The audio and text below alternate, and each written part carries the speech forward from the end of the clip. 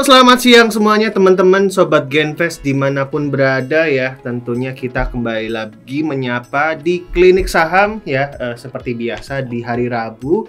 Di siang hari ini di sesi kedua ini menemani teman-teman daripada ngantuk ya. Ya kita rame enjoy ini di Klinik Saham di Discord ya. Nah sebelum itu kita menyapa dulu nih Sobat Genvest semuanya ya yang ada di Discord. Semoga dalam keadaan yang sehat selalu, semangat ya. Dan bahagia ya tentunya. Nah tentunya kita ngeliat di Desember akhir tahun ini IHSG terus menguat ya. Betul. Di atas level 7.000 masih cukup positif nih ya. Nah tentunya silakan nih teman-teman yang ada pertanyaan ya, kegundahan hati, kegalauan hati, jangan dipendam sendiri aja ya. Bisa langsung aja dicurhatin. Nah cerita aja teman-teman, ditulis di kolom komen yang ada di Discord.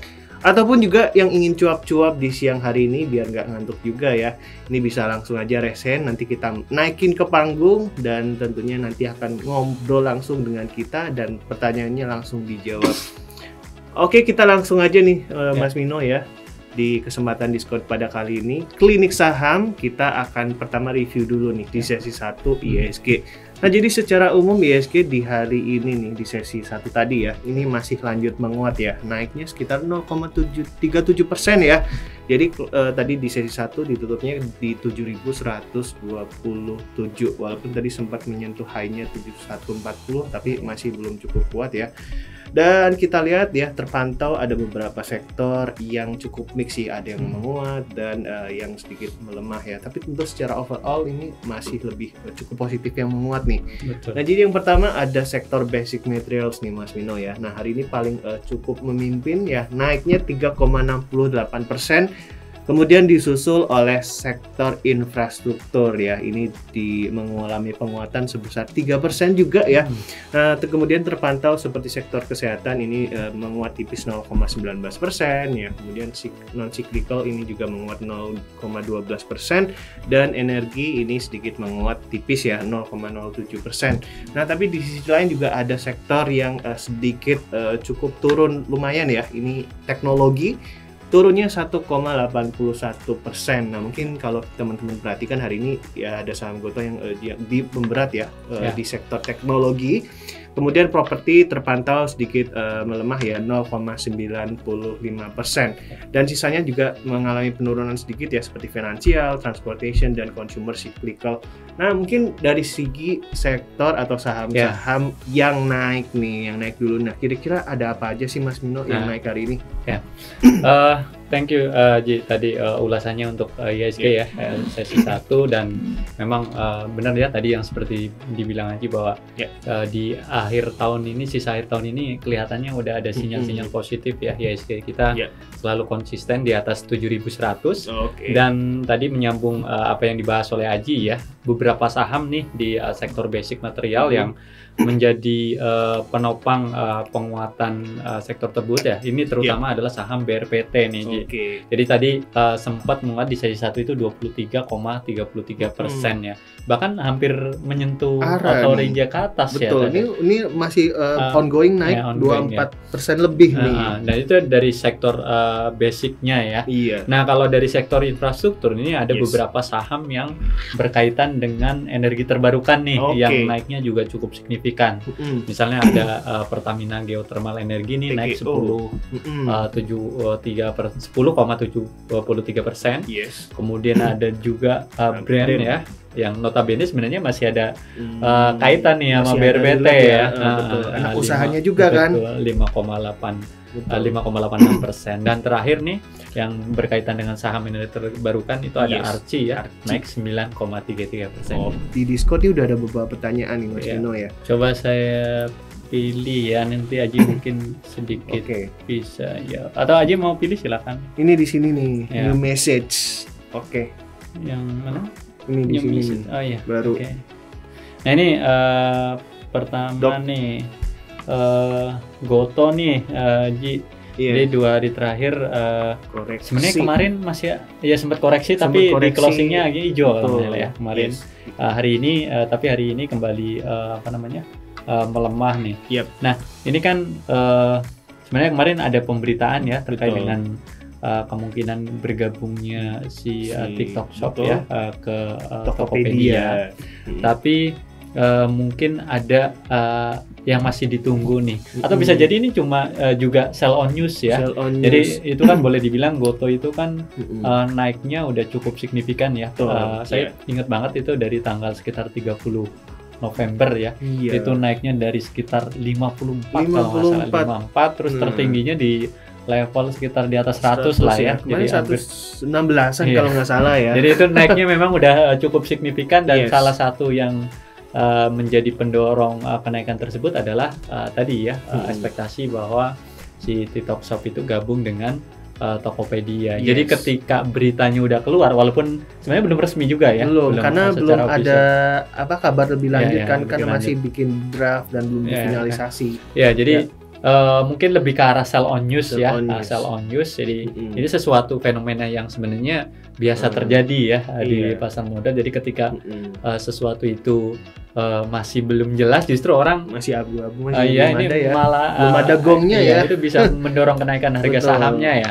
Tapi ketika udah keluar minimal ya berita yang dinantikan itu, ini harganya udah terprice-in mungkin, dan itu yang bisa mendorong asal panen cuan gitu, ya. Tapi tentunya udah banyak yang cuan ya di saham-saham, tapi tentunya di saham Gotoh gitu. Tapi tentunya mungkin teman-teman jangan kemarin yang FOMO ya, semoga nggak kejebak nih ya di pucuk beli di atas ya. Karena kadang-kadang ada tipe orang investor yang juga lebih lebih yakin atau lebih berani ketika sesuatunya itu sudah hampir pasti gitu kan. Atau jadi lagi naik gitu loh ya. Udah lama naik baru mau ikutan gitu. Baru notice, Bang. Nah, itu yang memang kadang-kadang bikin agak repot gitu. Mungkin nah mungkin masih nanya nih Mas Mamino ya. Kira-kira kalau Gotoh sekarang di posisi sekitar di level 94 ya. Kira-kira Kak Sacha nih masih potensi lanjut naik lagi, dan mau beli di berapa nih kalau Kak Sacha ini mau beli?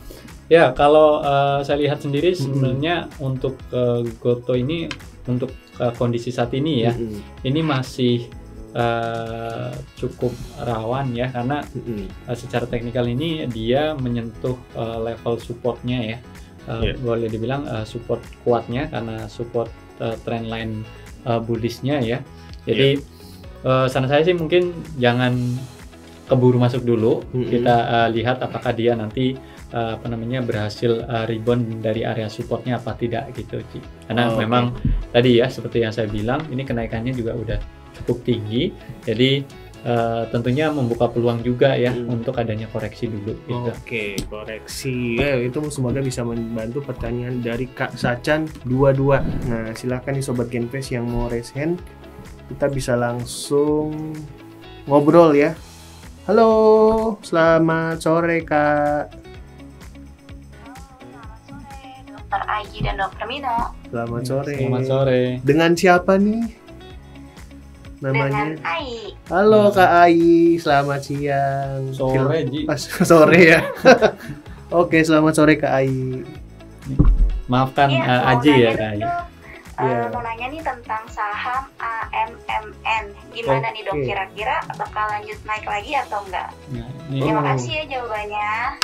Yang menarik nih Ji, Aman Mineral Internasional nih. Ini belakangan juga ada sentimen cukup positif ya terkait dengan Aman, yaitu harga emas. Harga emas kan konsisten di atas level 2000 ya.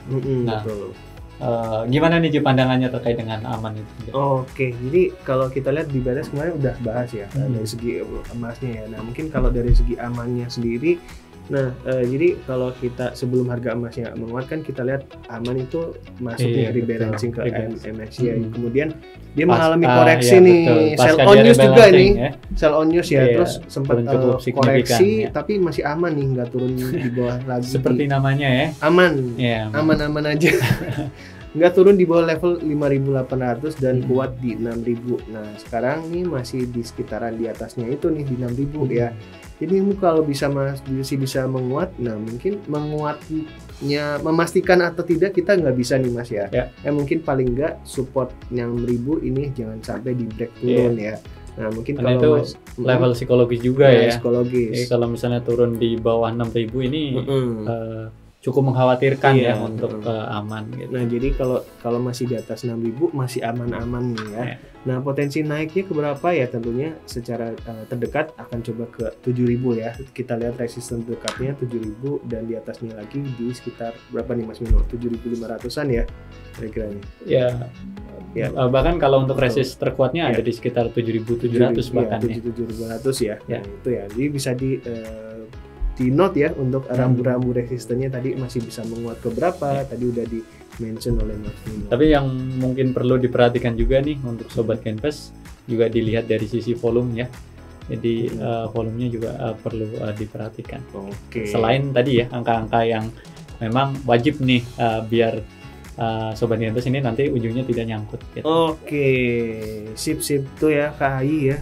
Nah, ini ada pertanyaan terakhir nih mungkin Ji yang mungkin bisa dijawab terkait dengan Telkom nih. Ini Telkom juga menarik nih karena Telkom menarik naik pelan-pelan tapi cukup konsisten ya untuk kenaikannya gitu. Nah, kira-kira seperti apa nih Ji untuk Telkom? Ibaratnya pelan-pelan tapi asal sampai gitu.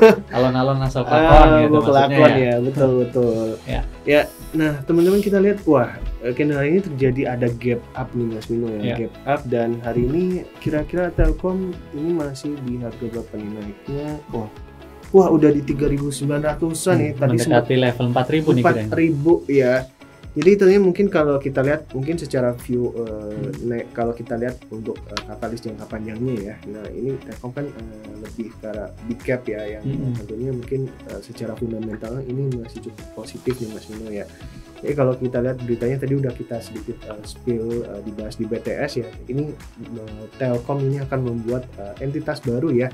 Nah, ini untuk mengkonsolidasikan infrastruktur telco yang berbagai jaringan ya atau infraco. Nah, salah satunya ini mengkonsolidasikan bisnis data center nih Mas ya. Nah, dimana data center ini ke depan ini bakal bisnis yang menjanjikan gitu ya.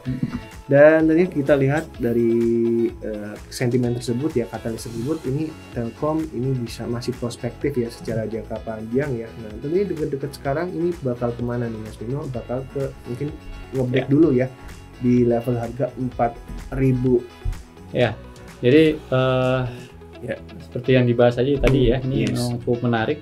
Ini yang kalau saya perhatikan ya, ini kenaikannya ini pasca dia rilis laporan keuangan di kuartal 3 yang ternyata lebih baik ya daripada ekspektasi. Jadi cukup mengejutkan juga kinerjanya. Dan secara teknikal ini dalam jangka pendek dia berpeluang menguji level resist di sekitar 4.030 ya. 4.030 ini menjadi level resist yang mungkin bisa disentuh nih oleh Telkom ya.